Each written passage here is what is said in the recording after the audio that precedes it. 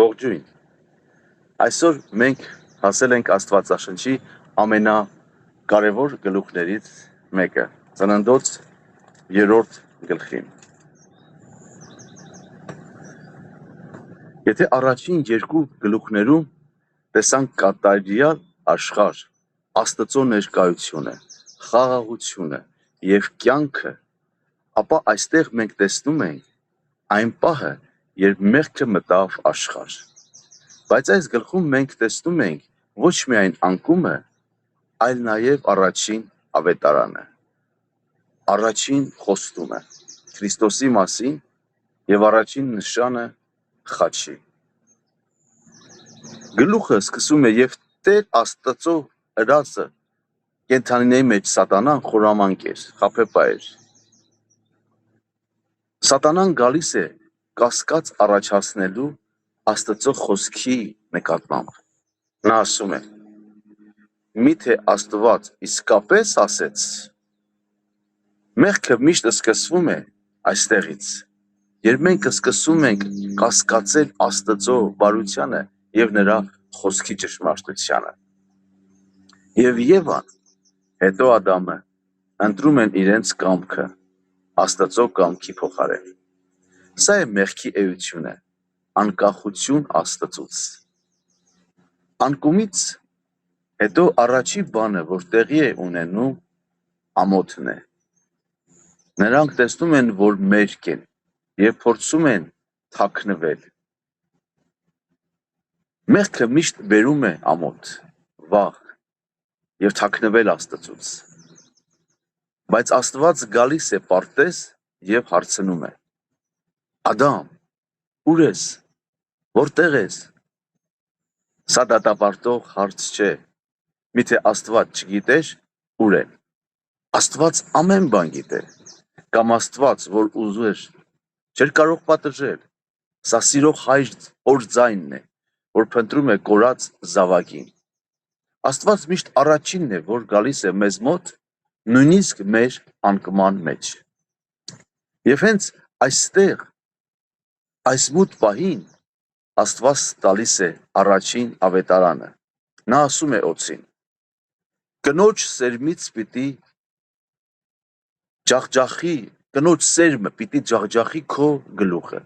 Սա առաջին մարգարությունն է Քրիստոսի մասին։ Քրիստոսը կլինի այն սերմը, որ պիտի ծնվի կնոջից,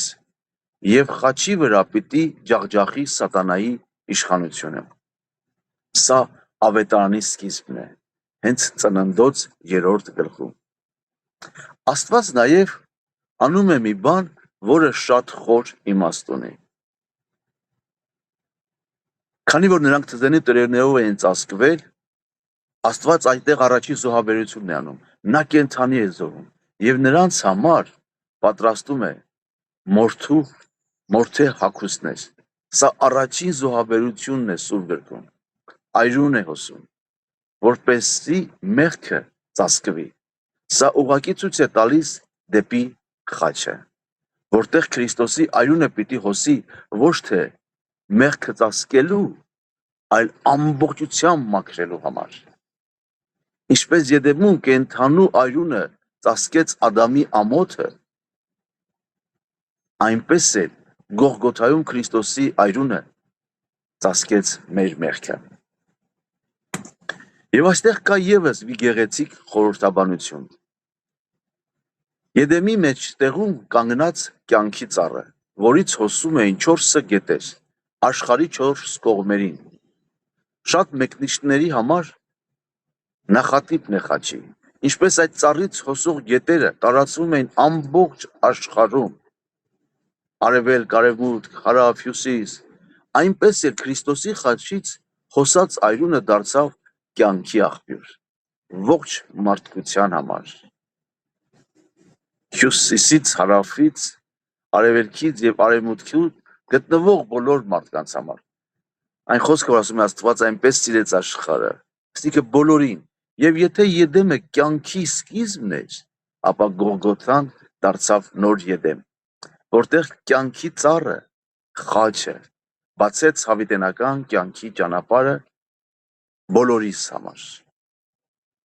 Անկումից հետո Աստված Ադամին եւ Եվային դուրս է բերում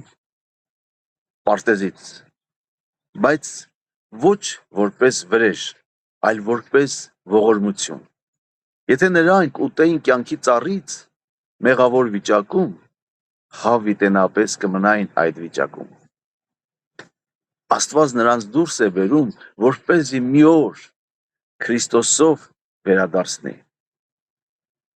Եվ հենց այդ պատճառով ամբողջ Աստվածաշունչը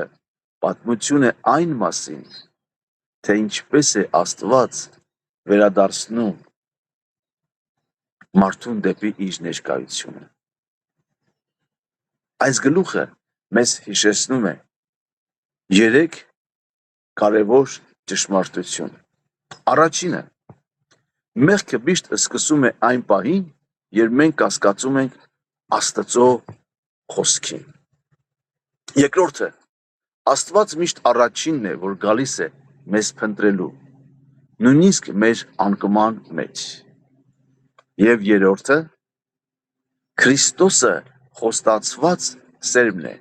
որ խաչի վրա ջախջախեց սատանայի գլուխը եւ բացեց վերադարձի ճանապարհը դեպի Եդեն, դեպի Աստծո ներկայությունը։ Ինչքան գեղեցիկ է, ինչքան սքանչելի է։ Սիրելիներ, փառք Աստծուն։ Եկեք մի կարճ աղոթք անենք։ Տեր Հիսուս, շնորհակալ եմ, որ դու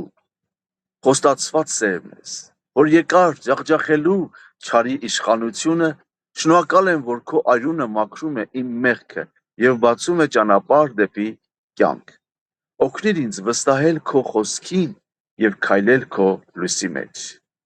Ամեն։ Սիրելիներ, գրեք մեկնաբանություններ, որտեղ եք դուք տեսնում Հիսուսին։